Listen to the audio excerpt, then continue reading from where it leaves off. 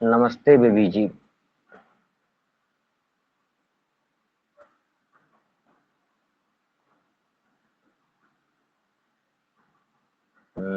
एक मिनट।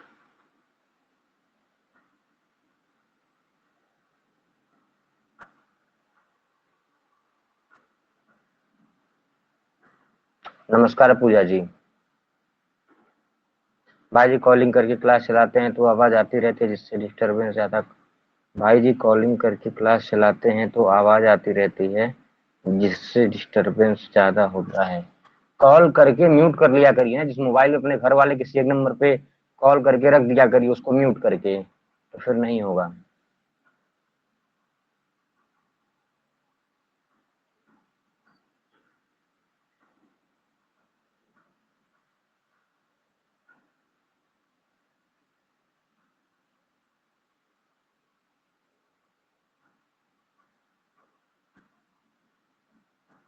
यहाँ से देखना था ना कल। यह हो चुका था शायद, बताता हूँ। अब पूर्ण प्रमाणियों हो, यहाँ से चलना था, यह हो चुका था। और पूर्ण प्रत्यांत अगर शब्द हो, इसके पहले बात क्या चल रही थी कि भाषित पुंस्क जिसको कहा जाए ना, कि स्त्रिया पुंबद भाषित पुंस्काद अनु समानाधिकरणे स्त्रियाम अपूर्णी प्रियादिशु। अगर पूर्ण प्रत्यांत न हो और प्रिया प्रिया इत्यादि शब्द बाद में न हो, तो ऐसा स्त्रीवाचक शब्द जो पुंबद भाषित है, पुम भाषित मतलब भाषितः पुमान येन स, जिसको पहले पुल्लिंग कह दिया गया है। ऐसे तमाम हम बताए भी थे कल ना, कि एक कारिका के अनुसार की ये उसको प्रवृत्ति निमित्त के आधार पर कोई ऐसा एक शब्द है जिसको हम स्त्रीलिंग भी कर लेते हैं, पुल्लिंग भी कर लेते हैं, नपुंसक लिंग भी कर लेते हैं। जैसे कृष्णा एक शब्द है, या कृष्णा शब्द मान लीजिए विशेषणवाचक काला शब्द का वाचक होगा, तो स्त्री के साथ लगेगा तो कृष्णा बन जाएगा, पुरुष के साथ लगेगा तो कृष्णा बन जाएगा, और कहीं और किसी अन्य निर्जीव वस्तु पे लगेगा तो कृष्णम बन जाएगा। तो वही चीज कहते हैं भाषिता पुमान ये नशा भाषित पुंस्का, उसको कहते हैं।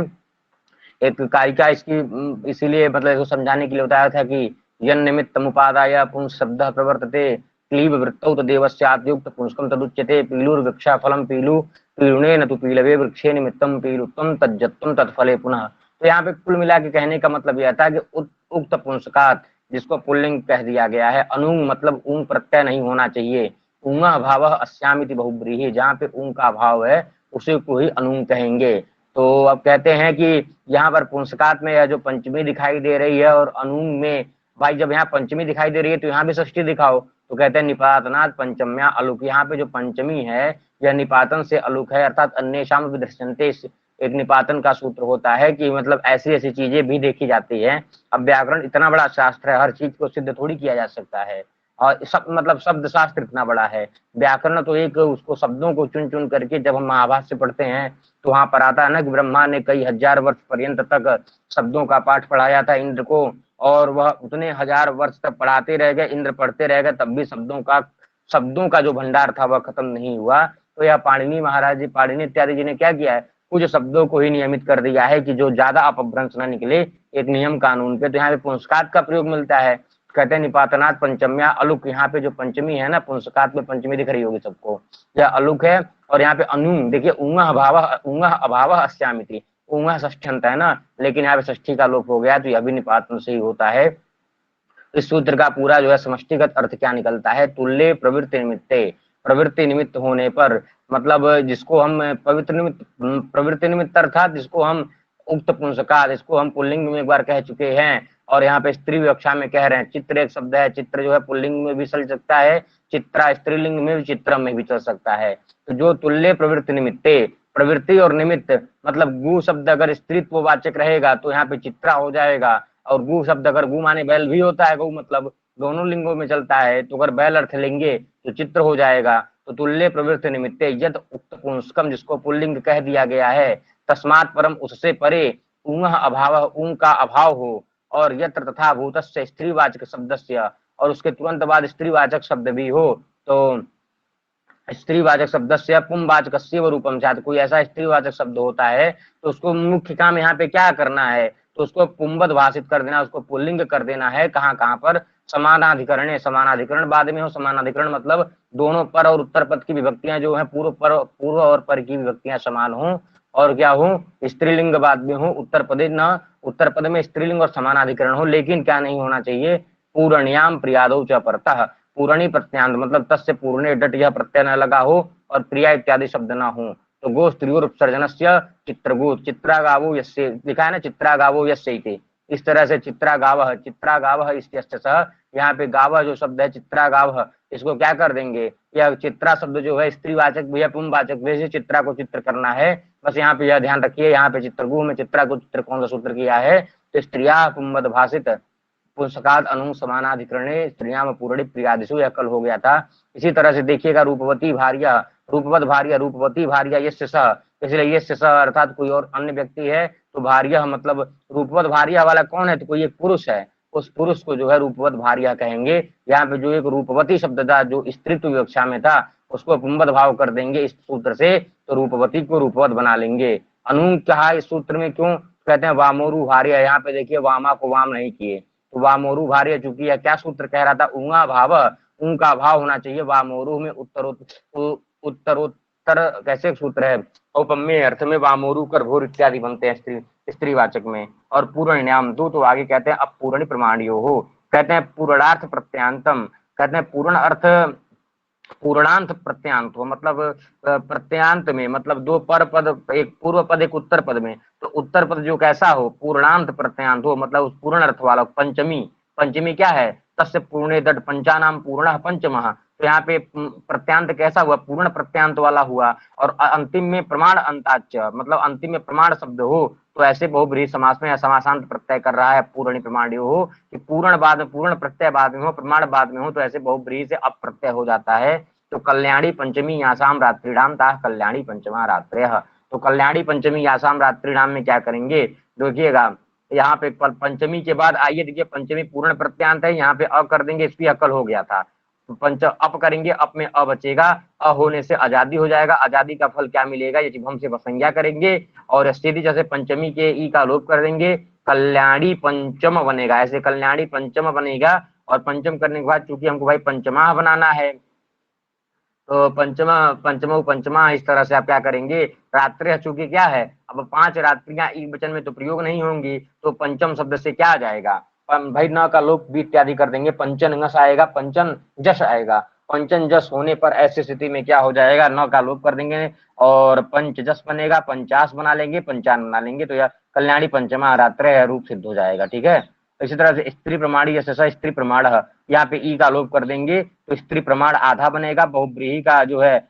बहुब्रीहि का अप्रत्यय है, तो प्रमाण में जो ल यह आधा था यह आ में जाके मिल जाएगा, तो यहाँ पे देखिएगा स्त्री प्रमाणा है, इसलिए नहीं बना पंचमा की तरह, यहाँ पे यश सह लिखा है, यश मतलब किसी एक का बोध है कि तो स्त्री प्रमाण बना, यहाँ पे यासाम रात्रिडाम बहुवचन का प्रयोग था, तो पंचमा रात्रि बना।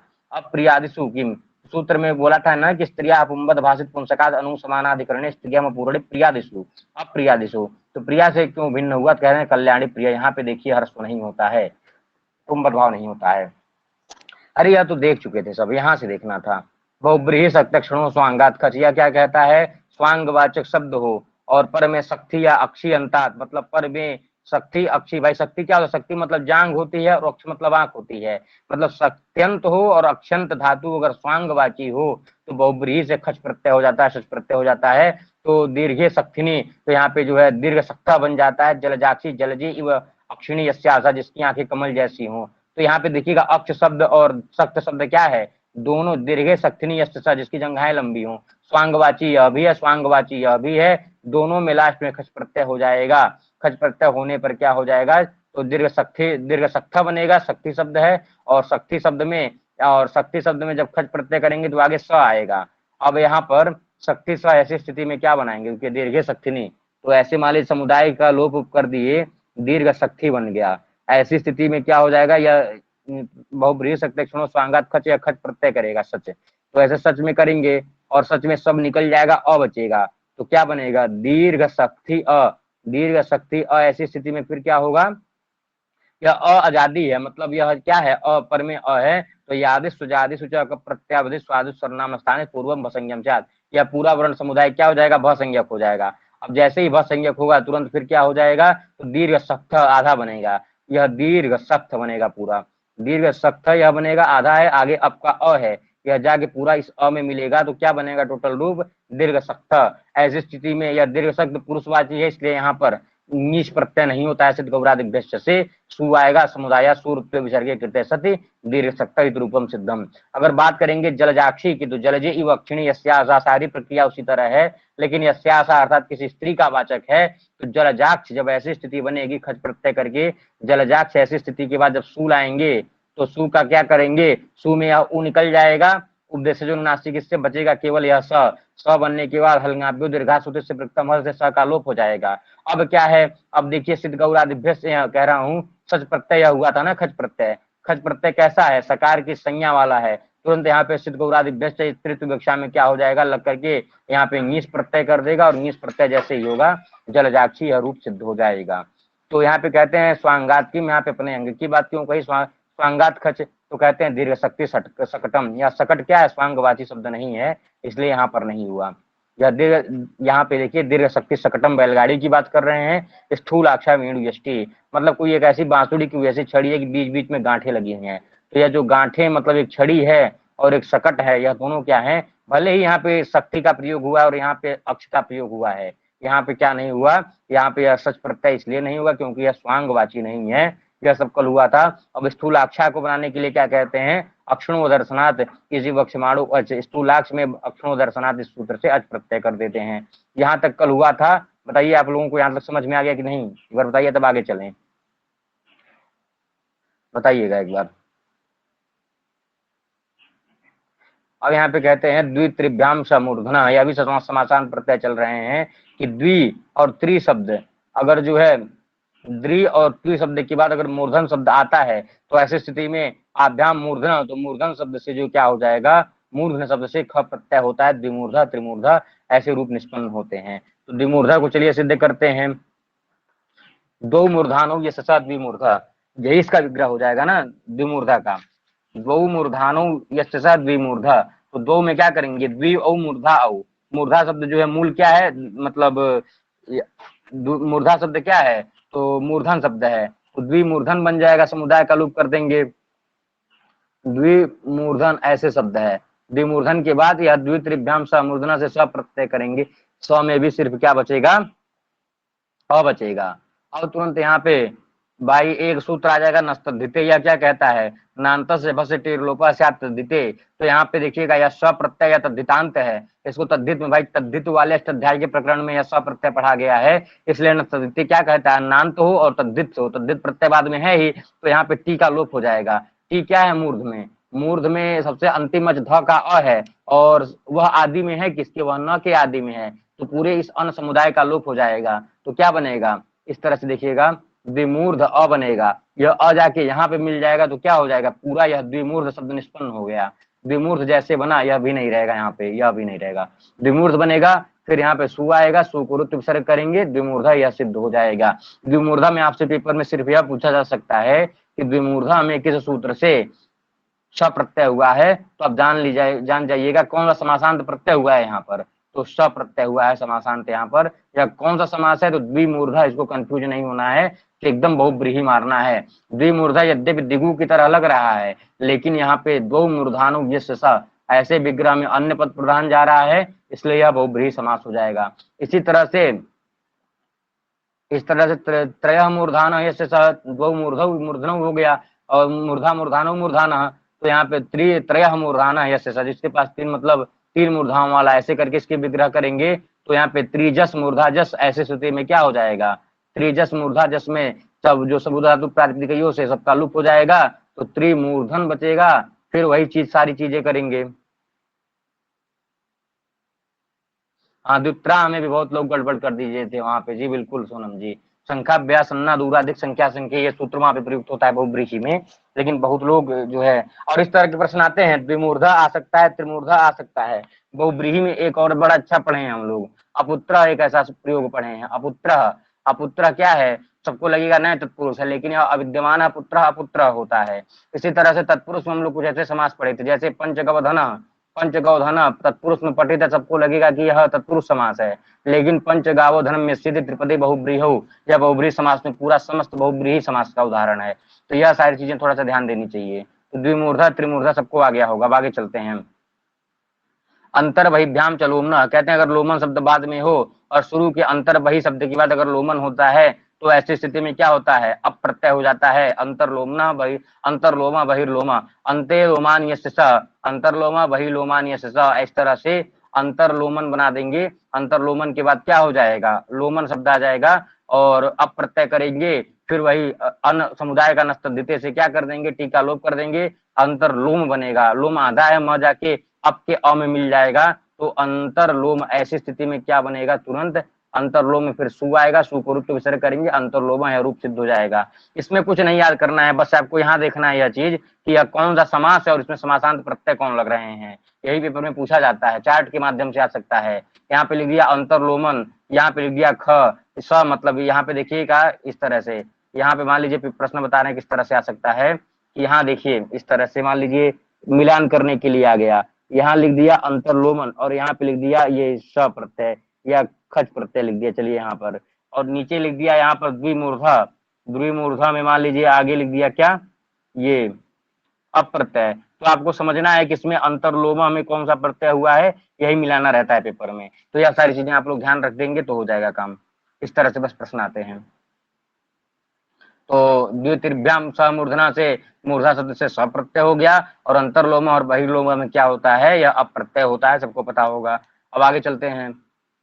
पादस्य लोप अहिस्त्यातिभ्य, यह क्या कहता है, हस्त्यादि वर्जितात, हस्त्यादि कुछ गण है, कुछ ऐसे शब्द आते हैं जो हस्त्यादि गण पठित हैं, उनको अगर छोड़ दिया जाए तो उपमानात् परस्य, उपमान से परे होने रहने वाले पाद शब्द से लोप स्यात्, पाद शब्द का लोप हो जाएगा बहुब्रीहि समास अगर गम्यमान होने पर।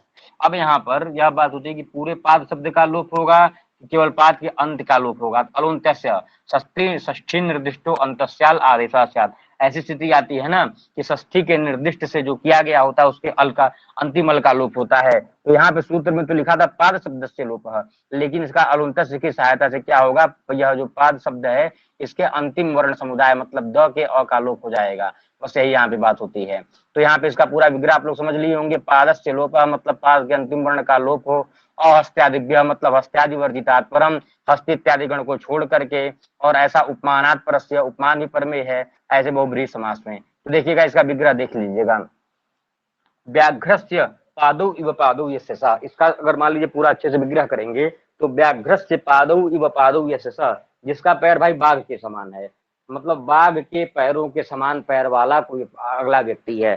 व्याघ्रस्य पादौ इव पादौ यस्य स, मतलब बाघ के पैर के समान पैर वाला कोई ऐसा व्यक्ति है तो उसको क्या कहेंगे, व्याघ्रपाद कहेंगे। तो ऐसी स्थिति में क्या हो जाएगा, जिसके पांव जो है बाघ की तरह के हों, इसके पांव कैसे हों, बाघ की तरह हों, इस तरह से। तो अब कहते हैं कि व्याघ्रस्य पादौ इव पादौ यस्य स, ऐसे विग्रह में क्या होगा, व्याघ्रस्य पादौ इव पादौ, तो व्याघ्रपाद औ हो गया और पाद औ हो गया। फिर क्या करेंगे, यहाँ पे समास करेंगे। एक बार जी कहता है सप्तम सप्तम उपमान पूर्व पदस्य, तो वहां पे जो है तो समास कर दिए यहाँ पर, और तुरंत यह सूत्र आपके सामने वाला लग जाएगा, कौन सा, पादस्य लोपो अहस्त्यादिभ्य। फिर समुदायात कार्य इत्यादि करेंगे तो व्याघ्रपाद देखिए ऐसे बनेगा पूरा। व्याघ्र अलग व्याघ्र है और पाद पूरा है, औ आया था, दोनों का लोप हो गया है, और फिर तुरंत क्या हो जाएगा, व्याघ्रपाद सु। ऐसी स्थिति में कहें कि सबका लोप हो गया है। अब यहाँ पर क्या हो जाएगा, यह जो द का अ है ना, इसको पादस्य लोप हस्त्यादिभ्य, हस्ति इत्यादि से भिन्न है, तो यहाँ पर क्या हो जाएगा, व्याघ्रपात। ऐसी स्थिति में क्या करेंगे, सु का लोप कर देंगे तो व्याघ्रपात रूपम सिद्धम। तो व्याघ्रस्य पादौ इव पादौ यस्य स, ऐसी समस्थिति बढ़ने पर क्या बनेगा, यह भी पेपर में आ सकता है कि यहाँ पर व्याघ्रपात कौन सा समास है, तो जानिएगा तत्पुरुष बहुब्रीहि है। और यहाँ पर व्याघ्रपात में अंतिम पाद शब्द का लोप करने वाला सूत्र क्या है, तो पादस्य लोप अहस्त्यादिभ्य। ये सारी चीजें, व्याघ्रपात जब बन जाएगा, द के अ निकल जाएगा तो पाद एक ऐसा बनेगा, और फिर अवसान पर कुछ है ही नहीं तो वह अवसाने से चुर्त करके व्याघ्रपात या व्याघ्रपात, या दोनों चीजें रूप सिद्ध हो सकते हैं। व्याघ्रपात भी सही है और व्याघ्रपात भी सही है।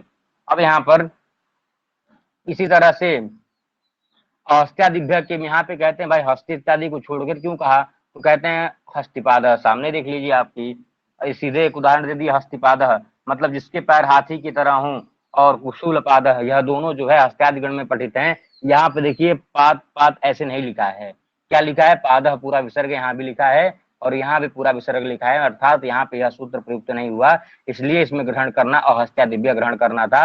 हस्तिपाद और कुशुलपाद ऐसे रूप मिलते हैं, न कि हस्तिपात और कुशुलपाद। तो यहाँ पे विसर्ग विसर्ग मिलते हैं, इसलिए सूत्र में क्या लिख दिया गया, अहस्त्यादिव्य। भाई हस्त्यादिवर्जितात् परम, क्या सबको समझ में आ गया होगा। अब उसी चीज को और बढ़िया से बताते हैं कि भाई संख्यासु पूर्वस्य, जो आप कह रहे थे कि मतलब हस्त्यादि वर्जित उपमानात् परस्य पाद शब्द से लोप स्यात्, तो हम भी पाद शब्द का लोप कर रहे हैं, लेकिन कब, समासांते बहुब्रीहौ द्विपाद। कहते हैं पाद शब्द से लोप स्यात् समासांतः बहुब्रीहौ, पाद शब्द का लोप हो जाएगा समासांत में, कब, संख्यासु पूर्वस्य, अगर उसके पहले संख्यावाचक शब्द हो और आगे सु उपसर्ग लगा हो, सुगत संज्ञक शब्द लगा हो, तो द्विपाद में देखिए संज्ञावाची शब्द है और सुपूर्व से, अर्थात यहाँ पे सुपाद में सु उपसर्ग सु पहले है, तो ऐसी स्थिति में पाद के, या जो द्विपाद में पाद है और सुपाद में जो पाद है, इसका लोप हो जाएगा। किस, कहाँ पे, तो बहुब्रीहि समास के समासांत में अगर यह सारी चीजें आई हो तो समासांत का लोप होगा। समासांत मतलब द्विपाद में समासांत क्या है, यह द का अ, सुपाद में द का अ, इनका लोप हो जाएगा, तो क्या बनेगा, द्विपाद सुपाद ऐसा रूप निष्पन्न हो जाएगा। और इसका विग्रह कैसे करेंगे द्विपाद सुपाद का, तो द्वौ पादौ यस्य सः द्विपाद, शोभनौ पादौ यस्य सः सुपाद। अगर यहाँ पे पूछे किस सूत्र से कौन सा समास हुआ है दोनों में, तो द्विपाद सुपाद में बहुब्रीहि समास हुआ है, और इसका लोप कैसे हुआ है, तो संख्या पूर्वस्थ से पाद शब्द के दकार के आकार का लोप हुआ है। तो इतना सबको समझ में आ गया होगा। आगे कहते हैं उद्विभ्याम काकुदस्य, कहते हैं उत उपसर्ग और वि उपसर्ग हो तब भी क्या हो जाएगा, काकुद अगर परे हो तो काकुद के भी तकार का काकुदह पूरा ऐसा रूप बनता है ना, काकुदह, तो काकुद को कहते हैं जिह्वा, तो काकुद शब्द के या दकार के आकार को यहाँ भी लोप करेगा। अगर उत उपसर्ग पूर्वक वि उपसर्ग पूर्वक काकुद समास आ रहा है और अब बहुब्रीहि समास में पठित है, तो उसका भी लोप कर देंगे, काकुद द में द का अ बना देंगे, काकुद बन जाएगा, विकाकुद बन जाएगा। उद्यतम काकुदम मिश्र, जिसकी जिह्वा ऊपर उठी हुई और विगतम काकुदम मिश्र, जिसकी जिह्वा नीचे की तरफ हो, तो उसको उद्गादुद या विकाकुद कहेंगे। तो यहाँ पर जब उत्काकुद सु आ जाएगा तो उद्याम काकुद से क्या करेगा, काकुद जो पूरा था उसका लोप कर देगा, और अंतिम वर्ण का तो उत्काकुद बनेगा, वावसानस दोनों जगह चर्त कर देंगे, तो उत्काकुद विकाकुद यह रूप सिद्ध हो जाएगा। यह तो सबको आ गया होगा। अब आगे चलते हैं, पूर्णार्थ विभाषा, लेकिन कहते हैं भाई, लेकिन कहते हैं कि पूर्ण शब्द, कहते हैं यहाँ पे क्या बोले थे कि उद और वित हो तो निश्चित रूप से लोप होगा, उद काकुद विकाकुद बनेगा। यहाँ पे कहते हैं नहीं, अगर पूर्ण शब्द पहले और बाद में काकुद शब्द हो तो विकल्प से होगा। विकल्प का क्या फल मिलेगा, जब लोप होगा तो काकुद बनेगा, जब लोप नहीं होगा तो काकुदह बनेगा। तो पूर्ण काकुद पूर्ण काकुदह यह दोनों रूप यहाँ पे सिद्ध होते हैं। अगला एक निपातनाथ सूत्र है, क्या कहता है, सुहृद दुर्हृदो मित्रा मित्रयो हो, कहते हैं सु उपसर्ग पूर्वक दुर उपसर्ग पूर्वक, अब मतलब सु क्या होगा, मित्र का वाची होगा, दुर क्या होगा, अमित्र का वाची होगा। ऐसी स्थिति जब बने तो हृदय शब्द को हृदय का आदेश हो जाता है, तो सुहृन मित्रम दुर्हिन वृत्तम। यहाँ पे देखिए सुहृदय मित्र यस्य सः, जिसका मित्र जो है सुहृदयी है, सुहृदय मित्र यस्य सः, तो यहाँ पे क्या सुहृदय सु हो जाएगा, अब हृदय को हृदय आदेश कर देंगे तो सुहृन मित्रम बन जाएगा। इसी तरह से दुर्हृदय मित्र यस्य सः दुर्हृदय अमित्र यस्य सः, जिसका जो है शत्रु दुर्हृदयी हो। तो ऐसे दोनों स्थिति में क्या हो जाएगा, हृदय को यहाँ पे हृदय आदेश हुआ है, यहाँ पे परसवर्ण इत्यादि करके सुहृन मित्रम, यहाँ पे दुर्हृद मित्र यहाँ पे बना लिए हैं। अब आगे कहते हैं उरा प्रवृत्तिभ्यः कप, यह क्या कहता है, उरा इत्यादि शब्दों से, उर इत्यादि उरा मतलब उरा इत्यादि गण से कप प्रत्यय होते हैं, या कुछ बड़ा सूत्र है, इसको यहाँ पे इसको जो है व्यूढ़ो रस का साधना है इसको। तो उरु शब्द कहते हैं, उरु इत्यादि कुछ शब्द हैं, व्यूढ़ो रस्का में उरु है ना, तो वहां पे उससे कप प्रत्यय का विधान होता है। एक आता है स्वपदादो, यह क्या कहता है, पास प्रत्यय बाद में हो, कल्प प्रत्यय, क प्रत्यय और काम्यक ऐसे शब्द प्रत्यय बाद में हो तो विसर्ग को सकार हो जाता है।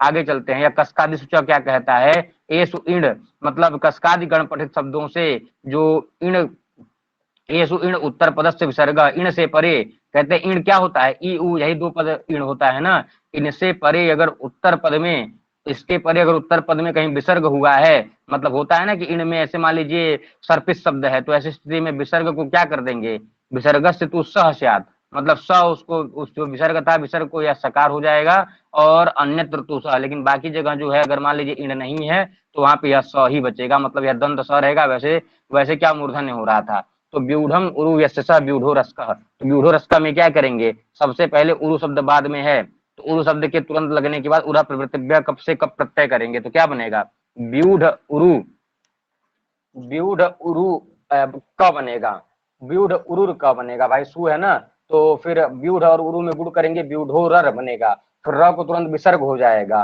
और विसर्ग होने के बाद तुरंत यही सूत्र कौन सा लग जाएगा कि यह तुरंत सूत्र लग जाएगा सो पदादौ। यहाँ पे क्या करेगा कि अगर मान लीजिए पद के आदि में यह प्रत्यय नहीं होने चाहिए, तो जो यह क प्रत्यय या क प्रत्यय हुआ था, यह पद के आदि में थोड़ी हुआ है। यह उदा प्रवृत्ति कब यहाँ पे उरु के जाके अंत में एकदम अंतिम में हुआ है, तो यह क प्रत्यय यहाँ पे मतलब आदि में नहीं भाई, इसका क्या अपदादो मतलब आदि में नहीं होना चाहिए भाई। तो जो व्यूढ़ो रह बना था ना, उसको रह को जो ऐसे जो विसर्ग था उसको स्व जैसे ही करेंगे तो व्यूढ़ो रस का यह रूप सिद्ध हो जाएगा। तो यहाँ पे अगर पूछे कि व्यूढ़म उरु, या पेपर में या मतलब रघुवंश में भी यह शब्द आया है ना कि व्यूढ़ो रसको वृषस्कंद साल प्रांशुर महाभुज आसीन लक्ष्मी क्षिता माध्य प्रणव छंद सामिव, तो वही व्यूढ़ो रसको को यहाँ पे सिद्ध करते हैं कि जिसका वक्षस्थल विशाल हो व्यूढ़म उरु यस्य। इसका अलौकिक विग्रह की बात करेंगे तो व्यूढ़ सु उरस सु, उरस मूल शब्द है। मूल शब्द क्या है? व्यूढ़ शिव हो जाएगा। देखिए व्यूढ़म उरु, तो व्यूढ़ ऐसा एक शब्द हुआ और यहाँ पे उरस आ गया, सबका लोप कर दिए हैं तो व्यूढ़ उरस हो गया। व्यूढ़ उरस ऐसे स्थिति में क्या करेंगे, व्यूढ़ के बाद भी सु है और उरस के बाद भी सु है, तो तुरंत यहाँ पे समास हो जाएगा किस सूत्र से, अनेक मन्य पदार्थ इत्यादि से समास करेंगे और तुरंत यह उरस उरा प्रवृत्तिव्य कप से क्या करेंगे, कप का प्रत्यय कप प्रत्यय करेंगे। तो भाई यह सु है, समास हो चुका है तो उसका सुपोधातु प्रातिपदिकों से सबका लुक हो जाएगा, तो व्यूढ़ उरस बना। उरस के बाद कप प्रत्यय करेंगे, कप में क्या बचेगा, यह क बचेगा, केवल क बच गया यहाँ पर। तो व्यूढ़ो व्यूढ़ उरस क बन गया। ऐसी स्थिति में यहाँ पे अ है यहाँ पे उ है, दोनों में गुण करेंगे तो क्या बनेगा, व्यूढ़ोर बन जाएगा। व्यूढ़ो ऐसे कर देंगे, व्यूढ़ो ऐसे बता रहा हूँ कैसे, व्यूढ़ो रस क उरस शब्द है ना, व्यूढ़ो रस का, व्यूढ़ो रस का ऐसी स्थिति में फिर क्या हो जाएगा, तुरंत यहाँ पे जो स है ना उसको र कर देंगे सजसो रू से, सजसो जो रू से जैसे ही र हो जाएगा तुरंत यह र जो है विसर्ग को भाई रुत्व स से रुत्व विसर्गे, तो क्या हो जाएगा यहाँ पे, तो ऐसी स्थिति में यह मतलब यह ऐसा रूप निष्पन्न हो जाएगा, बता रहा हूँ। तो व्यूढ़ोरः का ऐसी स्थिति जब बनेगी तब यहाँ पे कौन सा सूत्र लगेगा, सो पदादो। अगर जो है पद के आदि में क प्रत्यय न हुआ तो यह क प्रत्यय आदि में नहीं जब बल्कि अंत में है, तो ऐसी स्थिति में विसर्ग को क्या हो जाता है, यही पढ़े थे ना, पास कल्प काम्य से काम्यसु। अगर देखिए यहाँ पे क प्रत्यय कहाँ का, अपदादि में, कहते हैं पद मतलब पद के आदि में क इत्यादि प्रत्यय नहीं हुए हों तो जो स होगा ना उसको स का आदेश कर देंगे, किसको, विसर्ग को स का आदेश करेंगे। तो यहाँ पे देखिए यह क प्रत्यय अंत में है, आदि में नहीं है। यह जो विसर्ग है इस विसर्ग को जैसे ही सोपदादु करेगा तो व्यूढ़ो रस का यह रूप निष्पन्न हो जाएगा। अब यहाँ पे एक चीज बता रहा हूँ पेपर में कैसे आ सकता है, कह सकता है कि अधस्तनेषु शुद्धम रूपम चिनुत, अधस व्यूढ़म, ऐसे बताइए कैसे दे सकता है पेपर में कि व्यूढ़म उरुह्यस्य इति विग्रहे। पेपर मान लीजिए प्रश्न आ गया आप लोगों के कि व्यूढ़म उरुह्यस्य स इति विग्रहे, मतलब कौन सा इसमें रूप शब्द मतलब कौन सा प्रयोग सही है। पहला विकल्प इस तरह से दे सकते हैं, देखिएगा व्यूढ़ो रसकः, एक यहाँ पे ऐसे कर दिए, यहाँ पे मूर्धन्य स दे सकते हैं। दूसरा क्या है, व्यूढ़ो। कुल मिला के बस आपको यही ध्यान रखना है कि जो यह सकार है ना, यह न तो दंत्य होगा न तो ये वाला सकार होगा, यह होगा केवल यही दंत्य सकार ही होगा। और इस तरह से प्रश्न पूछे जाते हैं कि महद यशो यश स, ऐसी स्थिति में कौन सा रूप सही हो जाएगा, तो महायशा सही होगा, इस तरह से तमाम की दंत्य सकार वाला और दंत्य ही वाला सही इसी में आएगा। इस तरह से एक बार पूछा था ना कि महा यशस्कः मतलब महद अनु यशस, ऐसी स्थिति में कौन सा प्रयोग साधु है। एक विकल्प यह दिया था और एक विकल्प कौन सा दिया था, ये वाला।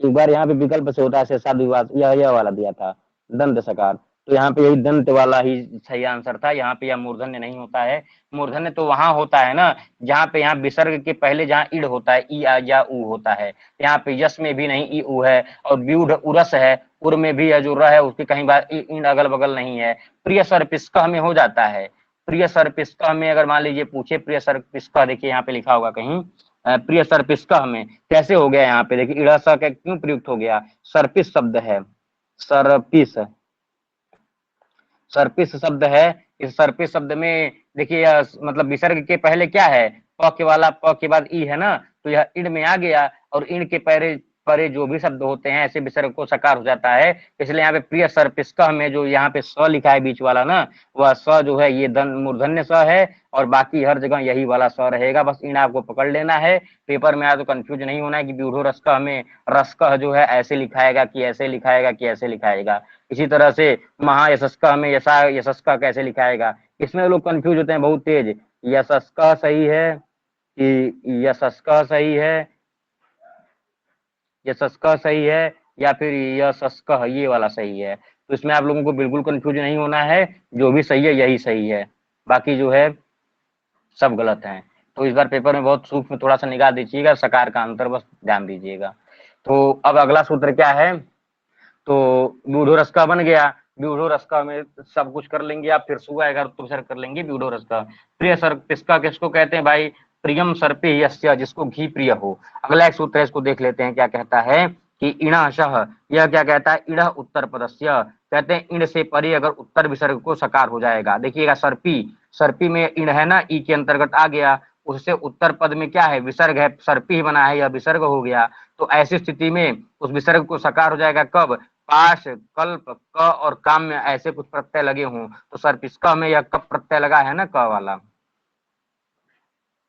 महा ऐसा यशस्कः वाला आया हुआ है, तभी तो बताएंगे यह चीज। तो इणश, तो इण से उत्तर पद में है क्या, विसर्ग है, तो सर्पी में यह देखिए पी में ई क्या है, इण है, इसके परे क्या है, स है, तो मतलब वह स विसर्ग वाला था, और उसको विसर्ग को स हो जाता है कब, पाश कल्प क या काम में हो। तो यहाँ पे कल्प मतलब यह जो उरा प्रवृत्तिव्य कप में जो कप प्रत्यय है, या जो कप प्रत्यय आया हुआ है, यह कप के अंतर्गत आ गया। इसलिए यहाँ पे इड़ स से क्या हो जाता है, प्रिय सर्पिष्कः का जो विसर्ग था ना, उसको डायरेक्ट यह मूर्धन्यादेश हो जाता है, न कि स्वपदादौ वाला यह आदेश हो जाता है। तो यह चीजें आप लोगों को ध्यान रखनी है। इसको थोड़ा विग्रह बता देते हैं कि प्रियम सर्पे यस्य, ऐसी स्थिति में प्रिय सु आएगा, सर्पिस सु आ जाएगा, और दोनों के सुपोधातु प्रातिपदिकों से लुप्त करेंगे तो प्रिय सर्पिस आएगा।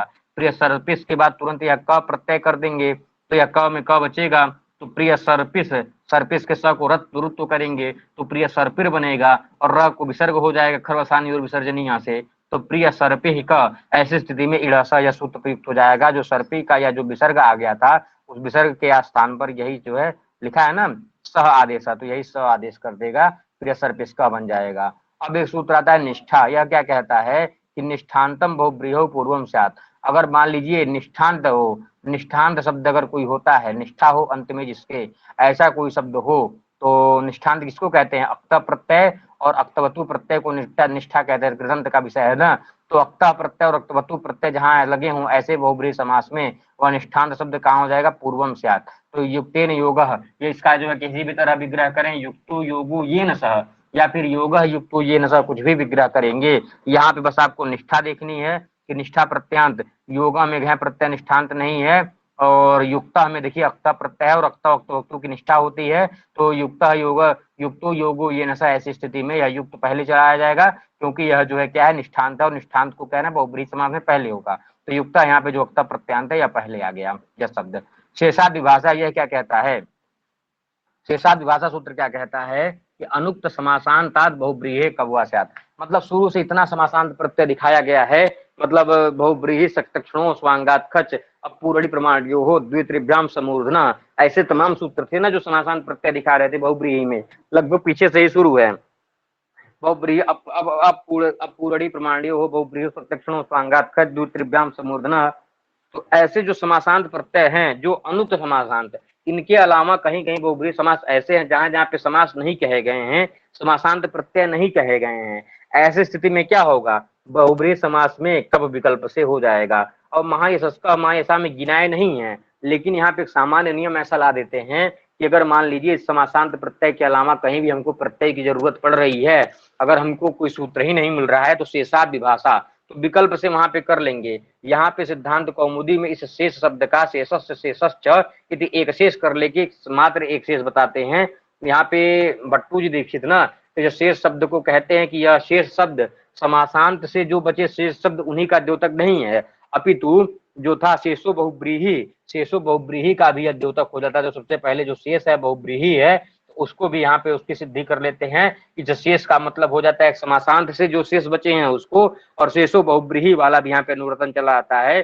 कोई ऐसा शब्द है जिसपे कोई समास नहीं मिल रहा तो वहां पे उसको बहुब्रीही में डाल करके शेषाद विभाषा उससे समासांत प्रत्येक बार विकल्प से क्या करेंगे। तो यहाँ पे देखिए महायशस्का महायशा में क्या हो जाता है, महद यशो यशसा महायश महायशा, जब कब प्रत्यय करेंगे तो महायशस्का बन जाएगा क्योंकि स्व पदादौ लग जाएगा। अब यहाँ पे देखिए इण थोड़ी है, इण थोड़ी, यश यश में जो स का अ है यह इण नहीं है, इसलिए यहाँ पर यह मूर्धन्य आदेश नहीं हुआ। यह मूर्धन्य आदेश कहाँ होता है, इण स, जैसे सर्पी में पी था, पी में ई था, और यहाँ पे यश में अ है, ई उ नहीं है, तो यहाँ पे यही दंत सकार हो जाएगा, महायशस्का महायशा। महायशस्का में महत शब्द को आकार अंतादेश कौन सा करता है, आन महता समानाधिकरण जाती है, जो यही सूत्र है ना, महत अकारो अंतादेशा स्यात्, तो वह महत शब्द के आकार को अंतादेश कर देता है, एक बार महायशस्का बनता है, एक बार महायशा बनता है। आप लोगों को इतना समझ में आ गया, एक बार बताइएगा कितना आ गया आप लोगों को। बहुब्रीहि समास यही अंतिम सूत्र है, ये शेषाद विभाषा आप लोगों को समझ में आया, एक बार कमेंट कर दीजिए। तो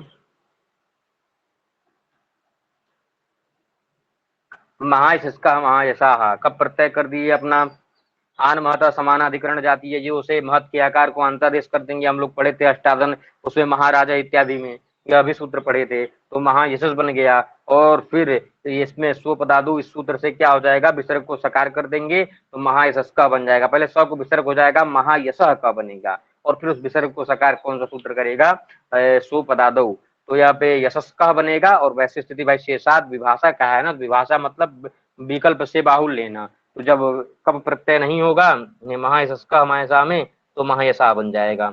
अब आगे चलते हैं द्वंद्व समास पे, इतना सबको समझ में आ गया होगा।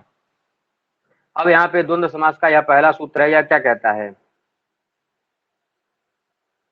व्यूढ़ो वाला, व्यूढ़ो रस का बताना है, बताइए एक बार।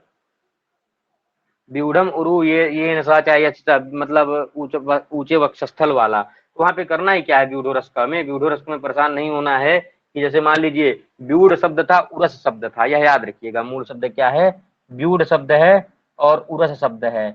उरस शब्द के बाद क्या हो जाएगा, उरा प्रवृत्तिव्य, कब से कब प्रत्यय करेंगे, कब में केवल यह क्या बचेगा, यह अ बचेगा। एक मिनट, एक मिनट बताते हैं, रुकिए थोड़ा सा,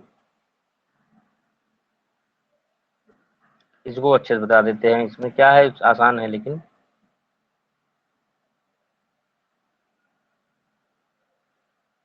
व्यूढ़ो रसकः, तो व्यूढ़ शब्द है, मान लीजिए व्यूढ़ है, उरस है, उरस के बाद आपका आ गया क प्रत्यय, समास समास कर लिए हैं, तो क्या यह अ और उ में गुण करेंगे तो क्या बनेगा, व्यूढ़ो बनेगा ना, व्यूढ़ो, व्यूढ़ो रस, व्यूढ़ो रस क बनेगा। अब यहाँ पे स है तो स को आप जानते होंगे, सो रू से रू होता है, और रू में र बचता है, तो इस स के स्थान पे क्या आ जाएगा, कौन सा आदेश हो जाएगा, इस स के स्थान पे यह र हो जाएगा, और र होने के बाद आगे क है, और र को क्या हो जाता है, खर बसानी और विसर्जनीय से विसर्ग हो जाता है, विसर्ग जैसे ही होगा तो यहाँ पे क्या बन जाएगा, व्यूढ़ोरः बनेगा। व्यूढ़ोरः होने के बाद एक सूत्र आएगा, स्वपदादौ, कहेगा कि यह क प्रत्यय अगर आदि में नहीं है तो जो विसर्ग हुआ है उसको सकार बना देंगे, व्यूढ़ो रस का आएगा, सु करेंगे, सु को रुत्व विसर्ग करेंगे, व्यूढ़ो रस का यह रूप सिद्ध हो जाएगा। बस व्यूढ़ो रस का में आपको समासांत प्रत्यय याद रखना है, यह स कौन किया, स्वपदादौ याद रखना है, और कौन सा समास है, बहुब्रीहि, यही तीन चीज इसमें महत्वपूर्ण है। अब आगे चलते हैं द्वंद्व समास में। द्वंद्व समास को बताते हुए कहते हैं, पहला सूत्र है, चार थे द्वंद्व, यह क्या कहता है, अनेकम सुबंतम, सुबंत अनेकों, और वह सारे सुबंत चकार का अर्थ दे रहे हैं, अनेक मतलब एक से भिन्न अनेक हो जाएंगे। वर्तमानम व समस्यते सद्वंद, मतलब तमाम ऐसे सुबंत जो वर्तमान में एक ही समय में हो और वह चकार का अर्थ दे रहे हो, जैसे रामश्च कृष्णश्च हरिश्च मोहनश्च, ऐसे चकार चकार का अर्थ देते रहे हो। कारिका भी इसके लिए प्रसिद्ध है ना, कि चकार बहुलो द्वंद्व सचासु कर्मधारी यस्येनाम बहु यस्येषां बहुब्रीहि शेषे तत्पुरुषो मतः। तो यहाँ पे अनेकम सुबंतम, अनेक सुबंतों का क्या, अनेक वर्तमान सुबंतों का समास होता है चकार अर्थ में, चार थे लिखा है। अब यहाँ पे बताते हैं कि कितने जो है चकार के कितने अर्थ होते हैं, तो कहते हैं समुच्चय अनवाचय इतरेतर युग समाहारश्च अर्थाः चकारार्थ, चकारार्था मतलब उस चकार के कितने अर्थ हैं, तो कहते हैं एक चकार का अर्थ होता है समुच्चय, एक चकार का अर्थ होता है अनवाचय, एक होता है इतरेतर योग, और एक होता है समाहार, इतने चार अर्थ होते हैं। अब क्रम से बताएंगे, ईश्वरम गुरुम च भजस्व, अब बताइए एक उदाहरण दिए समुच्चय का, क्योंकि सबसे पहले एक पाठ क्या था समुच्चय का। समुच्चय को बताते हुए क्या कहते हैं, ईश्वरम गुरुम च भजस्व, अर्थात ईश्वर और गुरु को भजना चाहिए, भजना चाहिए। इस तरह से कहते हैं कि इति, समुच्चय कहते किसको कहें, तो कहते हैं, यहाँ देखिए इसका एक नियम बता दिए, इति परस्पर निरपेक्षस्य अनेक, इति परस्पर निरपेक्षस्य अनेकस्य एकस्मिन् अन्वयः समुच्चय।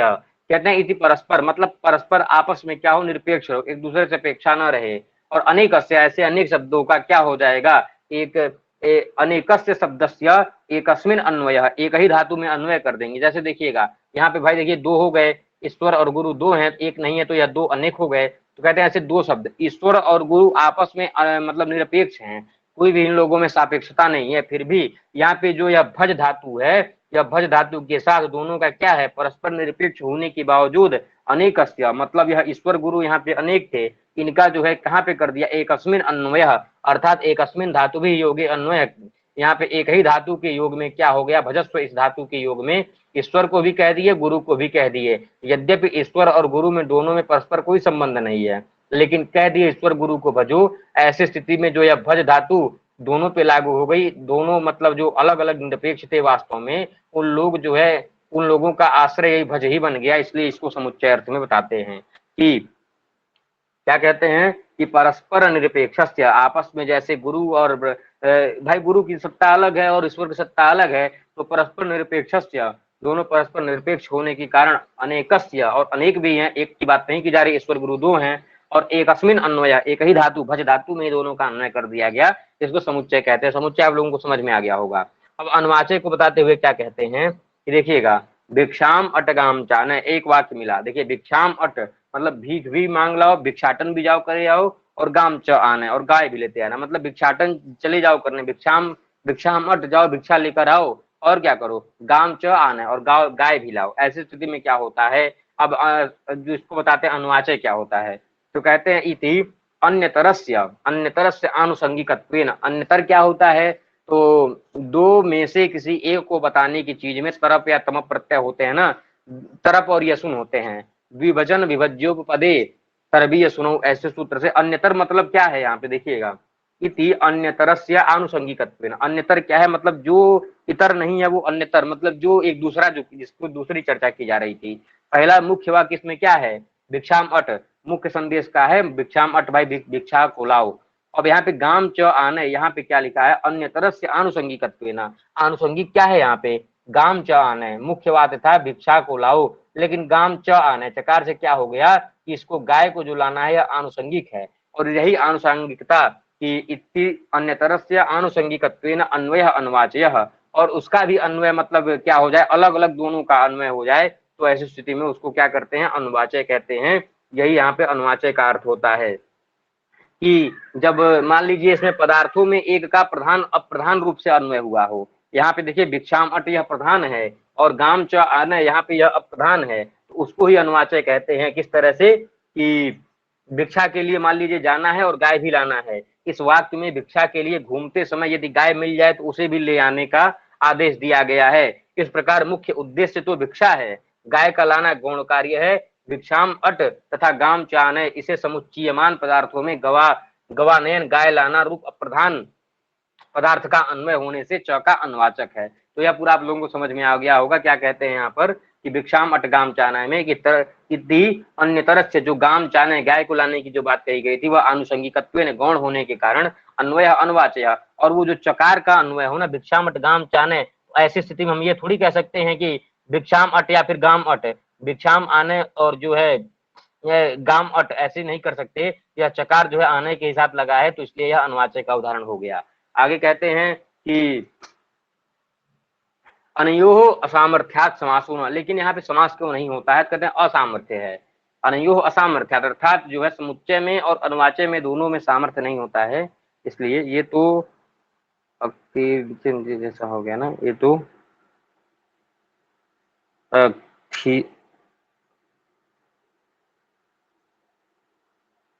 अकथितम च, अकथितम च नहीं, उसको इस तरह से समझ सकते हैं, तथा युक्तम चा निप्सितमम ग्रामम गच्छन् तृणम स्पृशति, अनिप्सितम अपि कार्यक्रम कर्म संयम स्यात् वाला ना, हाँ उसी तरह से, लेकिन कुछ यहाँ पे अलग मतलब है, वो मतलब नहीं है, वो तो मान लीजिए विभक्त द्वितीया का विधायक सूत्र है, कर्म संज्ञा का। तो कहते हैं भिक्षाम अट गाम जाने, लेकिन हाँ उसी तरह से प्रधान और गौण को समझने के लिए वही समझ सकते हैं कि भिक्षा को विलाओ, गाँव के लिए भी लाओ। तो भिक्षाम अट, तो यहाँ पे भी द्वितीय विभक्ति उसी सूत्र से हुई है। मान लीजिए यहाँ पे बड़ा अच्छा उदाहरण है कि भिक्षाम अट गाम जाने, यहाँ पे गाम में द्वितीय मतलब गाम की कर्म संज्ञा किस सूत्र से हुई है, तो कर्तृ से वही तथा युक्तम चानिप्सितम कर्म लगेगा, क्योंकि गाय लाना क्या है, अनिप्सित है। और भिक्षाम जो शब्द है, भिक्षा जो है इप्सित है, तो इसलिए यहाँ पे कर्तुर से कर्म संज्ञा होगी। तो यहाँ पे कहते हैं दोनों में सामर्थ्य, इसलिए समास नहीं है। अब बताते हैं क्या, समुच्चय अनुवाचक इतरेतर योग, इतरेतर को बताते हुए कहते हैं धव खदिरौ छिंदी, धव खदिरौ अर्थात जो धवश्च खदिरश्च धव खदिरौ, धव और खदीर के पेड़ को काट दो। इति मिलता नाम अन्वय इतरेतर योग, मतलब छिंदी, जो छिंदी मतलब काटने की प्रक्रिया है, वह धव धव छिंदी और खदिरश्च छिंदी दोनों को काटने के लिए बात की जा रही है, इसलिए इतरेतर योग होता है। और इतरेतर योग में क्या होता है, जितने शब्द चलते जाएंगे उसमें से वचन बढ़ता जाएगा। एक की बात करेंगे तो धव खदिरम, दो की बात करेंगे, देखिए यहाँ पे धव खदिरव दो पदार्थ हो गए तो धव खदिरव हो गया। और मान लीजिए एक वृक्ष कोई और आ जाता है तो धव खदिर, और एक वृक्ष और जुड़ जाता है खदिरा, ऐसे जो है रूप बन जाता है वहां पे।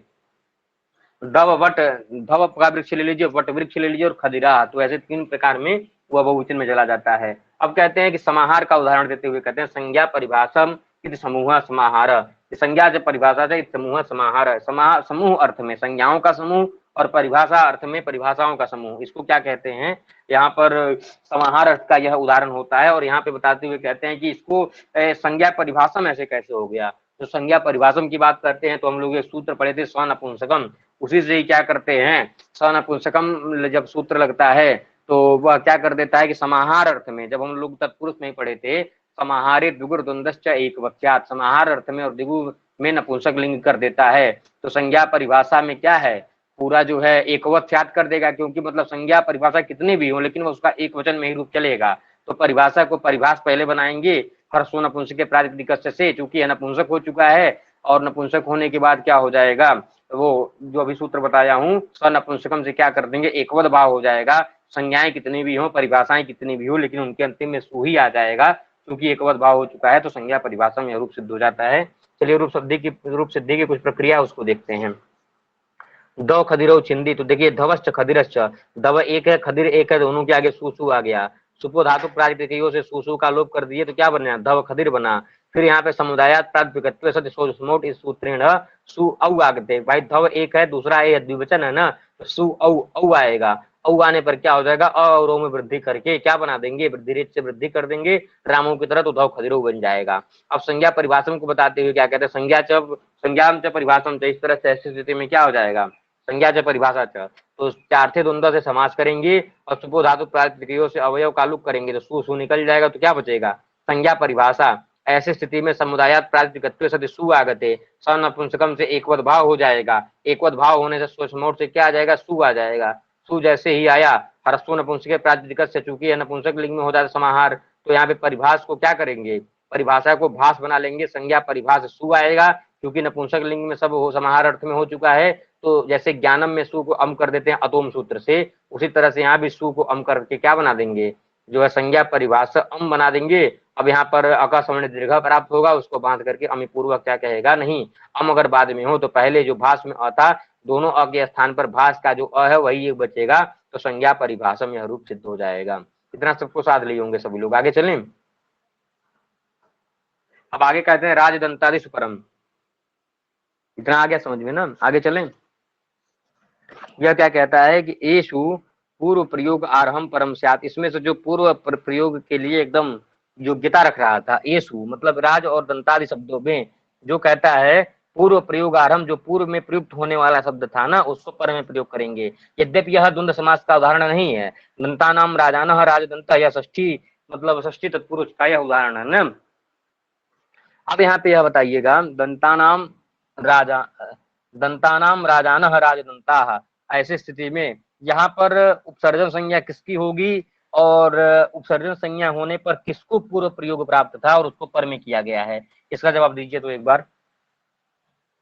आखिर ये पूर्व प्रयोग आरंभ जिसको पूर्व में कर रहे थे उसको पर में ही कहा जाएगा, तो बताइए यहाँ पे कौन से ऐसा शब्द था जिसको उपसर्जन संज्ञा हो रही थी और वो उपसर्जन संज्ञा होने के फलस्वरूप अपूर्व में जा रहा था और उसको जो है पर में किया गया है, ऐसा कौन सा शब्द है बताइए इसमें। दंता नाम राजानः में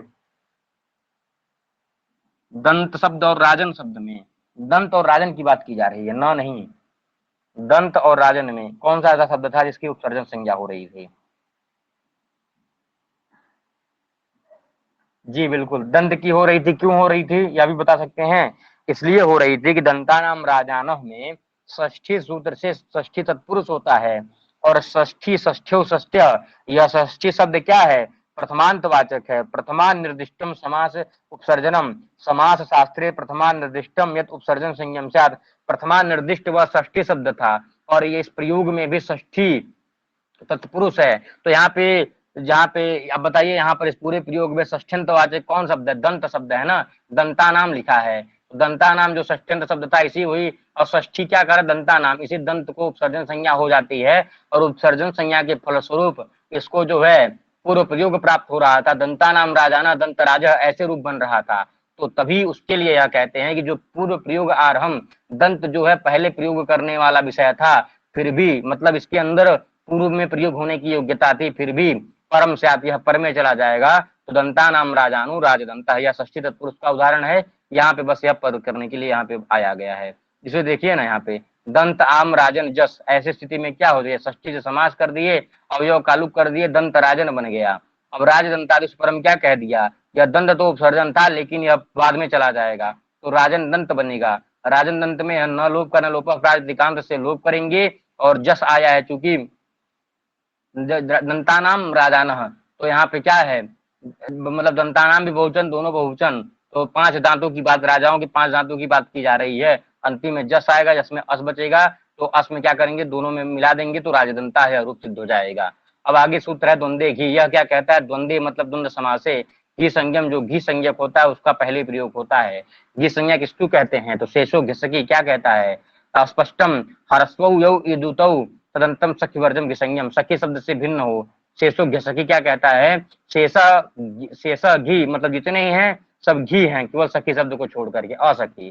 तो हरस्व हरस को कोई भी इकार उकार होगा उसको घी संज्ञा हो जाती है, केवल सखी शब्द को छोड़ करके। तो इस तरह से बताते हुए कहते हैं, तो यहाँ पर देखिए हरिश्च हरश्च हरि हरऊ, यहाँ पे घी संज्ञक क्या है? हरि का ई ही घी संज्ञक है ना, क्योंकि हरस इकार है, तो यहाँ पे हरिश्च हरश्च ऐसी स्थिति करने पर क्या हो जाएगा?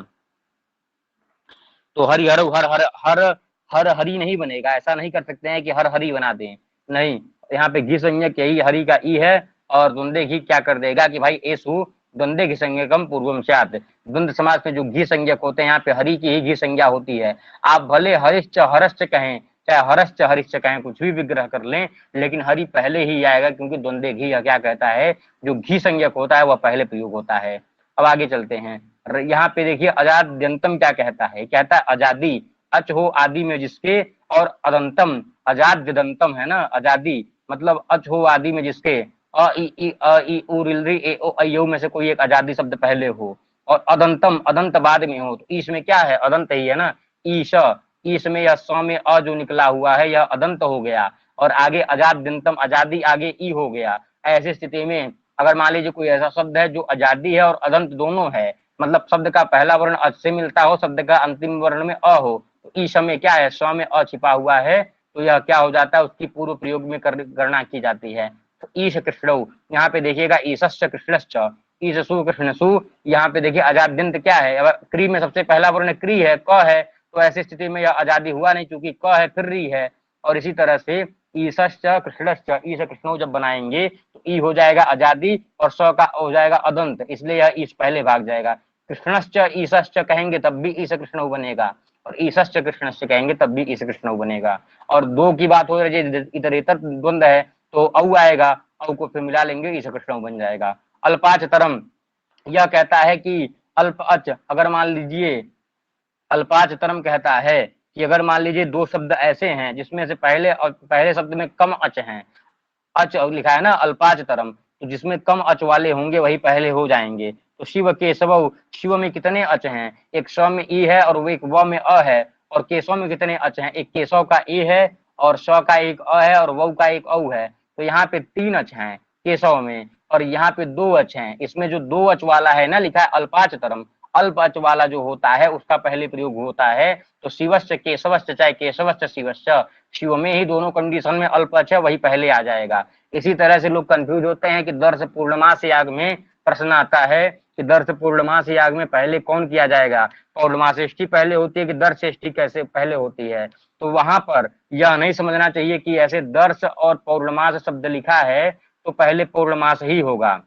दर्श और पौर्णमास में ऐसा शब्द नहीं है कि पहले दर्श लिखा है तो आप लोग कंफ्यूज आइए और सबसे पहले दर्श ही होता है, नहीं। पहले जो है क्या यहाँ पे पौर्णमासेष्टि होती है, पौर्णमासेष्टि के बाद जब पहली अमावस्या होती है तब यहाँ पे दर्श का पठन किया गया है, तब उसके बाद दर्श किया जाता है। तो लोगों के पीछे सवाल खड़ा होता है कि जब पौर्णमासेष्टि पहले होती है और दर्श बाद में होता है तो क्यों पहले इस तरह से लिखते हैं, दर्श पौर्णमास ऐसा क्यों लगते हैं, दर्श पौर्णमास ऐसा क्यों लिखते हैं। तो वहां पर यह सूत्र लगता है अल्पाचतरम, दर्श में अल्प अच है और पौर्णमास में ज्यादा अच है, और जो अल्पाचतर होता है वही पहले प्रयोग होता है, इसलिए दर्श को आगे रखा गया है यहाँ पर। न कि ऐसी कोई बात है कि दर्श पौर्णमास में दर्श पहले है तो पहले दर्श होना चाहिए फिर पौर्णमास होना चाहिए। तो अब नहीं गड़बड़ होगा कभी कि दर्श पूर्णमास में पहले ष्टि कौन सी होती है, दर्शेष्टि होती है या पौर्णमासेष्टि। तो आप लोग जान जाइएगा पौर्णमासेष्टि होती है। और दर्श पूर्णमास में दर्श को पहले क्यों पढ़ा गया, क्योंकि अल्पाचतरम, भाई अल्पज जिसमें होता है वहां भी दर्श पूर्णमासी, मतलब वहां पे भी द्वंद्व समास ही है,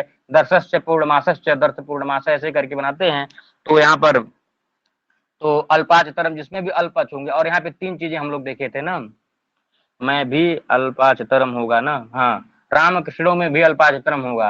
राम में कितना है, दो है, कृष्ण कृष्ण में भी अगर बात करें तो दो ही है, तो उसमें कुछ भी कर सकते हैं। हाँ, राम शब्द है, राम कृष्ण। अब यहाँ पे देखिए अच खोज लीजिए कितने हैं, यहाँ भी एक अच है, यहाँ भी एक अच है, और यहाँ भी एक अच है, यहाँ पे कृष्णा कृष्ण रामू राम कृष्ण दोनों कर सकते हैं। और इस तरह से अल्पाचतरम। अब यहाँ पे एक चीज और बता दे रहा था कि अगर मान लीजिए कहीं घी संज्ञक की बात चल रही हो, कहीं मान लीजिए कोई एक ऐसा प्रयोग आ गया कि वह घी संज्ञक भी हो, आजादी भी हो और अदंत भी हो और अल्पाचतर भी हो, इन तीनों कंडीशनों में क्या यही अल्पाचतरम वाला ही सबसे ज्यादा काम करेगा। कहीं कहीं ऐसा हो जाता है कि मान लीजिए कोई एक ऐसा शब्द आ गया कि वह अल्पाच है और बाद वाला शब्द घी संज्ञक है, तो उसमें घी को पहले करेंगे कि अल्पच को पहले करेंगे। कोई एक ऐसा शब्द आ गया कि मतलब दो शब्द ऐसे आए, इसको देखिएगा, यह तीन नियम बोले हैं पूर्व वाले ना, कि यहाँ पे एक कह रहा है कि घी संज्ञक को पहले करेंगे, एक कह रहा है शुरू का आजादी हो गया अंतिम का अदंत होगा तो वो सब पहले आ जाएगा, अल्पाचतरम कह रहा है नहीं भाई कहीं भी अल्पच मिलेगा उसको पहले कर देंगे। अब कोई एक ऐसे प्रयोग मिल गए दो, हमको दो प्रयोग ऐसे मिल गए कि यह जो उत्तर वाला प्रयोग है इसमें यह घी संज्ञक है, मतलब घी है, और यह क्या है, यह जो है क्या है, अल्पच वाला है। तो ऐसी स्थिति में दो दो सूत्रपात प्राप्त होंगे, द्वंद्वे की संज्ञम पूर्वम साथ और अल्पाचतरम प्राप्त होंगे। तो यहाँ पर सबसे ज्यादा बलवान यही अल्पाचतरम है, जहां अल्पच होगा यही पहले हो जाएगा। इसी तरह से मान लीजिए अल्प अच भी प्राप्त है और कोई एक ऐसा शब्द आ गया जिसका पहला वर्ण आजादी है, मतलब अ ई उ ऋ ए ओ ऐ ओ में से कुछ भी है और अनंत भी है, तो ऐसी स्थिति में आजाद्यंतम कहेगा कि भाई हम पहले जाएंगे, तो नहीं, दोनों को बांध करके अल्पाचतरम लगता है, कहता है नहीं जहां पे अल्पच होंगे वही सबसे पहले होगा। ठीक है, यह चीज होती है। हाँ, हरिशंकर, हरिश्च शंकर, इस तरह से हरिशंकर इत्यादि में देख लीजिए, हरि में दो है और शंकर में। अब देखिए पिता मात्रा, यह एक शेष द्वंद्व का कुछ बात आ गया कि मात्रा सहोक्त, तो मात्रा मतलब माता के साथ अगर पिता को कहा जाए तो क्या हो जाता है, पिता वासिष्ठते, पिता ही दिखाई देते हैं, पिता ही बचते हैं। तो विग्रह क्या हुआ था, माता च पिता च, ऐसी स्थिति में पितरऊ बना है। तो मातासु पितृसु, मातृसु पितृसु, यहाँ पे चार थे द्वंद्व से समास किए और पिता मात्रा से जैसे ही एक शेष करेंगे तो पितृ बनेगा। पितृ औ में क्या कर देंगे, सोचमोट से औ आएगा, पितृ औ, फिर यहाँ पे वो क्या एक सूत्र है वह उद्धा को दीर्घ इत्यादि करके पितरऊ गुड़ कर देंगे, री को और गुड़ हो जाएगा, पितरऊ बन जाएगा। अब त्रिंत्रिज स्वस्त्री नप्त्री नेष्ठे त्वस्त्री होत्री पोत्री प्रशास्त्रीणाम, इसी से जो है उद्धा को दीर्घ हो जाता है अब त्रिंत्रिज सूत्र से पितरऊ बनाते समय। तो यहाँ पे जब पितृ के ई को जब दीर्घ कर देंगे, वृद्धि उद्धा को दीर्घ कर देंगे तो क्या हो जाएगा, पितर बन जाएगा। तो पितरऊ यह बन गया। अब आगे चलिए, अब यहाँ पे एक बात होती है कि पितरऊ यह कहने से ना हमको माता और पिता दोनों का बोध हो जाएगा, क्योंकि एक व्याकरण में नियम चलता है कि यह शिष्यते सलुप्त मानार्था विधाई, जो भाई बचा है माता पिता, माता से पिता में बचा क्या है, पितरऊ ही बचा है ना, सलुप्त मानार्था विधाई, वो जो लुप्यमान माता थी उनका भी जो है बोध कराता है। तो पितरऊ से जो है माता च पिता दोनों का जो है समझ लेंगे। और विकल्प से, चूंकि क्या कहा है, पिता वा शिष्यते, विकल्प से माता का लोप होगा, अर्थात माता पितरऊ भी बनता है। तो यहाँ पे माता पितरऊ जब बनाते हैं तो मातृसु पितृसु में जब माता पितरऊ बनाते हैं तो सिद्धांत कौमुदी में एक सूत्र आता है आनंद ऋतो द्वंद्वे, वह आनंद आदेश कर देता है तो माता पितरऊ यह रूप सिद्ध हो जाता है। अब आगे चलते हैं, द्वंद्वश्च प्राणी तूर्य सेनांगानाम, कहता है द्वंद्व समास में प्राणी प्राणी के अंगवाचक शब्दों, तूर्य के कुछ अंग, तूर्य मतलब यह जैसे वादन यंत्र होते हैं ना तमाम बजाने उजाने वाले, और सेनांगवाची शब्द हों तो वहां पे एकवत हो जाता है। एकवत मतलब रहेंगे हजार लेकिन वह सु में ही आएंगे, एक वचन में ही आएंगे। इस तरह से पाड़ी च पादौ च, पाड़ी क्या है, हाथ दो होते हैं तो प्रथमा द्विवचन में पाड़ी बना, पैर भी दो होते हैं तो पादौ बना। इस तरह से चार की संख्या हो गई, पाणिपादाह बनना चाहिए था लेकिन नहीं। और यह पाणिपादो शब्द क्या है, किसके अंग हैं, तो यह स्वांगवाची है ना, प्राणी के अंगवाची हैं, हाथ पैर दोनों। तो प्राणी दो, पाणी पाणी मतलब दो हाथ दो पैर, चार होने चाहिए थे लेकिन यहाँ पे एकवत कर देता है तो पाणी च पादौ च, या समाहार द्वंद के उदाहरण है, पाणिपादम बनता है। इसी तरह से मार्दंगिक वैणविकम, मार्दंगिक वैणविकम को पहले देखते हैं किस तरह से चलता है ये, कि मृदंग वादनम, मृदंग मृदंगम वेणुवादनम च शिल्पम अस्य, जिसका मतलब मृदंग को बजाना और बीणा इत्यादि बजाना जिसका काम है। मृदंग वादनम वेणुवादनम च शिल्पम अस्य, मतलब ऐसा जब विग्रह करेंगे तो तदस्य शिल्पम से ठक प्रत्यय करके मार्दंगिक वैणविक बनता है। तो मार्दंगिकम च वैणविकम च, ऐसी स्थिति में क्या हो जाएगा, सु आएगा, सु को जो है एकवत भाव करके सु को हम करके मार्दंगिक वैणविकम बना लेंगे। इसी तरह से रथिका स्वारोहम, रथिका अश्वारोहम च, ऐसी स्थिति में रथिक भी दुनिया भर के हो सकते हैं, अश्वारोह भी दुनिया भर के हो सकते हैं, लेकिन यहाँ पे एकवत भाव करके सु को हम करते हैं क्यों, समाहारे नपुंसकम। ऐसी स्थिति में सु को हम जैसे ही करेंगे तो रथिका स्वारोहम बन जाएगा। भैया भारत भरताओं बालिका 6, बालक भी उसी सूत्र से होगा पिता वाले से, भर्तृ भर्तृ बालिका बालक बालिकाओं, क्या लिखिए नहीं समझ पा रहा हूँ। भर्तृ भर्तृ बालिका, भर्तृ बालिका कह रही हैं क्या, क्या भर्तृ बालिका तो बोल रही हैं क्या, भर्तारऊ बोल रही हैं कि भ्रातारो बालिका च बालकश्च बालको, ये ऐसा कुछ है, ये उसी सूत्र से होगा क्या जो पिता वाले से, पितरों वाला। माता च पिता च, यहाँ सूत्र में पिता माता का पठन किया गया है। अब इसके लिए सिद्धांत कौमुदी इत्यादि भले देखना पड़ेगा, इसमें तो हमको नहीं लगता है कि यह लगता होगा, जहां तक हमको लगता है। अगर मान लीजिए वहां पर कुछ अनुवर्तन इत्यादि कुछ अलग सूत्र बनाए होंगे ना इसके लिए। भैया एक शेष में जो जैसे पितरों बनाना पुरलिंग प्रधान जो, तो ऐसे ही जी बताइए। मतलब बालिका तो ऐसे ही बालकऊ जो बनता है पुरुष प्रधान, वो भी इसी सूत्र से बनेगा क्या, भ्रातरऊ, जैसे भ्राता च भगिनी च, तो उसको भी भ्रातरऊ बोलते हैं, तो मैं वो पूछ रही थी वो इसी सूत्र से होगा क्या। भ्राता च भगनी च भ्रातरऊ ऐसे जो कह रहे हैं आप, उसके लिए कोई वार्तिक वगैरह का पाठ किया होगा, पिता मात्रा तो हमको नहीं लगता है यह किया होगा जी। हम, हाँ कोई ऐसा एक आया होगा, एक कोई ऐसा आया होगा जिससे एक शेष कर देते होंगे, और माता पिता में नहीं होते, जैसे द्वौ च पृथ्वी च दिवस पृथिव्य द्यावा पृथ्वी, इस तरह से बना देते हैं। ये अच्छा वार्तिक कोई होगा, वार्तिक कोई होगा, भ्रातुर च ज्यायासी करके कोई वार्तिक होगा।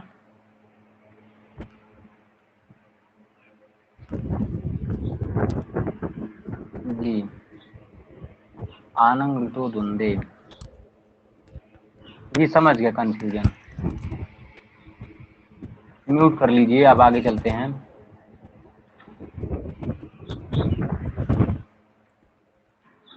अब जो है अगला सूत्र है द्वंद्वा च्युत सहांतात् समाहारे। यहाँ पे देखिएगा द्वंद्व समास से चु मतलब चवर्ग हो और द मतलब द हो अंत में। देखिए चवर्ग में क्या है, वाक त्वचम, यह त्वच शब्द में चवर्ग है, सृज में यह ज शब्द चवर्ग है, और यहाँ पे द लिखा है ना, तो समी समी दृश्यदम में यह द है, दृश्यदम का दो अंतिम द है, यह सब अंत में होने चाहिए, और हन हान तो होने चाहिए। तो छत्रो उपान में ह अंत में है। कहते द्वंद्व समास में अगर चवर्गांत हो, दशा मतलब दांत हो, मतलब द हो अंत में जिसके, और शांत मतलब यह श जिसके अंत में हो, और हांत मतलब जो है अगर ह अंत में हो, तो ऐसी स्थिति में क्या हो जाता है, टच प्रत्यय हो जाता है समाहारे, समाहार अर्थ में। तो वाक च त्वक्च वाक त्वचम, अब इसकी सिद्धि के लिए वाक च त्वक्च वच परिभाषण धातु से मुख्य शब्द वाच होता है, तो वाच सु त्वच सु चार्थे द्वंद्व से समास करेंगे तो वाच और सुपो धातु प्रातिपदिक से लुप्त कर देंगे, तो वाच और त्वक बना है, वाच बना त्वच बना, ऐसी स्थिति में द्वंद्वा शुद्ध सहांतात् समाहारे यह क्या कहेगा, त्वच मतलब यह चवर्ग अंत में है, तो इससे जो है टच प्रत्यय करेंगे, टच में केवल अ बचेगा, तो वाक त्वच अ बनेगा। अब फिर दो सब मिला लेंगे और यहाँ पे चोह कू लग जाएगा, या जो पहला जो च था उसको कुत्व कर देंगे तो क्या बनेगा, वाक त्वच बनेगा। तो समूट से क्या करेंगे, एक मिनट कहाँ चला गया, सोज समूट से क्या करेंगे, समुदाय से फिर वाक त्वच बन गया है। ऐसी स्थिति में समुदायात सुबुत्पत्ति कृतद्धित समासा से प्रातिपदिक संज्ञा करिए, सोज समूट से सु आ गया तो क्या बना, वाक त्वच सु। सु के बाद तुरंत यह चूंकि समाहार अर्थ में नपुंसक हो गया है तो अतोम लग जाएगा, सु को अम कर देगा, हम पूर्व से पूर्व रूप कर लेंगे, वाक त्वचम, इसे यह रूप सिद्ध हो जाएगा। इसी तरह से समिदृशदम वाक्तुषम शत्रुपानहम, और समाहारी क्यों, समाहार क्यों कहा तो प्रावृत स्वरदौ, यहाँ पे टच क्यों नहीं हुआ, देखिए यहाँ पे द अंत में है लेकिन यहाँ पे समाहार नहीं हुआ, यह केवल टच प्रत्यय समाहार अर्थ में ही होंगे। तो वाक्त्वचम त्वक्सृजम समिदृशदम वाक्तुषम शत्रुपानहम, इसी तरह से हर जगह सारा हो जाएगा, यही विग्रह है। बस यह याद रखना है आपको कि पेपर में आ सकता है। शत्रुपानहम, यह बहुत कंफ्यूजन करता है, शत्रुपानहम यहाँ पे किस सूत्र से टच प्रत्यय है पता चलेगा, एक अनश्च दे दिया, एक अनश्च पहला आ गया, दूसरा आ गया राजा ह सखिभ्यश्च टच, तीसरा आ गया क्या द्वंद्वा चुदा शांता समाहारी, चौथा क्या आ गया, और एक जो उसमें कर रहा था अव्यय भाव के टच प्रत्यय में नपुंसकाद तरस्याम। तो ऐसे चार सूत्र चारों चारों टच प्रत्यय करते हैं, इसमें कंफ्यूजन नहीं होना है। बहुब्रीहि समास के कुछ समासांत प्रत्यय है, वह समासांत प्रत्यय उसके उदाहरण और उसके सूत्र याद रखिए। अव्यय भाव के अनश्च में क्या बनता है, अनश्च में अध्यात्मम बनता है, उपराजम बनता है, जो कि दोनों पुल्लिंग हैं, और नपुंसक लिंग में उपचर्मम उपचर्म बनता है, क्योंकि चर्मण शब्द क्या है, नपुंसक लिंग है। और बात करेंगे एक झय आता है उपसमिधम उपसमित, यह जो यह भी टच प्रत्यय करता है। इसी तरह से बहुब्रीहि तत्पुरुष समास में भी राजा सभ्य टच से टच प्रत्यय ही होता है। और जैसे उसमें राजा सभ्य टच के उदाहरण है तमाम, परम राजा इत्यादि बनाते हैं जब ये तत्पुरुष में। और बहुब्रीहि का हम लोग देखे ही हैं दुनिया भर का टच प्रत्यय कि बहुब्रीहो सत्यक्षणो स्वांगात खच अपूर्णी प्रमाणियों द्वित्रिभ्याम समूर्धना, और ये जो उरा प्रवृत्तिव्य कप, तो यह सारे जो है समासांत प्रत्यय लोक सिद्धांत कौमुदी में दिए गए, उसको याद रखिएगा। और द्वंद्व में देखिए द्वंद्वा चुदशांता समाहार या समाहार अर्थ में टच प्रत्यय करता है, यह सारे उदाहरण याद रखिएगा। समासांत प्रत्यय से प्रश्न आ सकते हैं, पूछे जाते हैं। तो यहाँ पे आज आपका आप लोगों का समास जो है समाप्त हुआ। इस पीडीएफ को सेव कर देते हैं आज यहीं पे। तो आज यहीं रहने देते हैं, और आप लोग उसको निरुक्त और उपनिषद का टेस्ट है ना, सब लोग तैयारी कर रहे हैं कि नहीं आज का, बताइएगा एक बार। सभी को समझ में आया समास, एक बार बताइएगा तो। जी, तो यहीं पे रहने देते हैं। चलिए क्वेश्चन वगैरह हमको बनाना है, तो 2 बज गया है, और सभी को धन्यवाद। अब तैयारी में लगे रहिए और रात को फिर प्रश्न देते हैं। टेस्ट के लिए 2 दिन रख लो। कैसा, मतलब नहीं समझ पा रहा हूँ उर्मिला जी।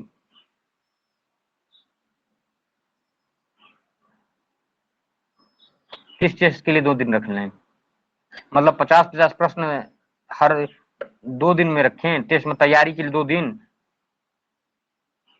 कल से एक धातु और भू धातु कल सिद्ध करवाएंगे, और मतलब कल एक धातु और भू धातु सिद्ध करवा के एक पीडीएफ दे देंगे जिसमें सारे धातु रूप है, उनको याद करिएगा। और परसों से क्या एक धातु और भू धातु का अच्छे से पूरा वृद्धि वो देखेंगे, उनका कैसे सिद्धि होता है हर वचन में हर लकार में। और परसों से शुरू करते हैं तद्धित या धातु, धातु शुरू करेंगे परसों से, कृदंत इत्यादि। 7 से 8 टेस्ट हो सकता है क्या भैया, शाम को 7 से 8, 7 से 8 मत करवाइए, 8:30 सही है। उसमें बड़े बहुत ज्यादा लोग जुड़ते हैं, समाज की सिद्धि नहीं आएगी ना, नहीं सिद्धि नहीं आती है। हाँ, कई लोग जुड़ते हैं ना। और टेस्ट आप लोग दिया करिए, टेस्ट बहुत अच्छे से बनाया जाता है, बहुत मेहनत करके।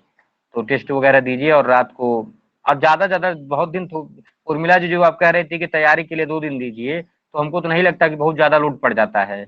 आप लोग बताइए, तो 2 दिन एक दिन ठीक नहीं है, छोटा छोटा टॉपिक है। कहीं कहीं किसी किसी दिन बड़ा पड़ जाता होगा, लेकिन 2 दिन में क्या तैयारी करेंगे, इसलिए तो मैं 5 दिन कर दिया हूँ, ठीक है ना। तो वह एक एक दिन सही है, 24 तक खत्म हो जाएगा ना इसी बहाने। थोड़ा मेहनत कर लीजिए, सही कर लीजिए, खत्म। धन्यवाद सभी को।